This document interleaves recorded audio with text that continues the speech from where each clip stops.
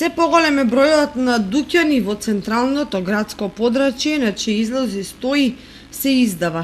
Празни трговски објекти стојат и на главните улици за кои некогаш беше невозможно да се изнајмат, какви што се, например, со улицата од автобуската станица кон градскиот парк или во продолжение по така наречената бутикџиска.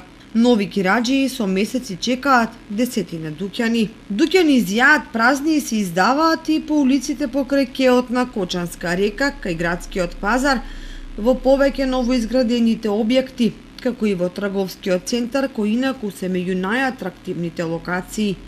Покрај тоа, тешко им оди и на сопствениците на дуќани во новите стамбени објекти, особено надвор од централното градско подрачје.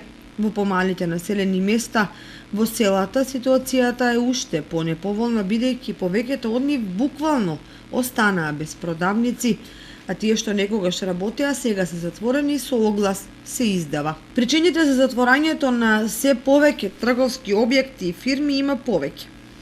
Меѓутоа, една од основните е намалената куповна моќ на граѓаните и неповолната бизнис клима во градот, како и во населените места кои гравитираат кон Кочани. Ако бутикџиите своевремено се фалеа дека значаен дел од прометот им прават купувачите од Делчево, Берово и другите градчиња на истокот, сега се жалат дека тие практично го одминуваат Кочани и пазаруваат во Штип. Единствено нешто позначаен промет се остварува околу матурските прослави на почетокот на учебната година и за време на новогодишните и божитните празници.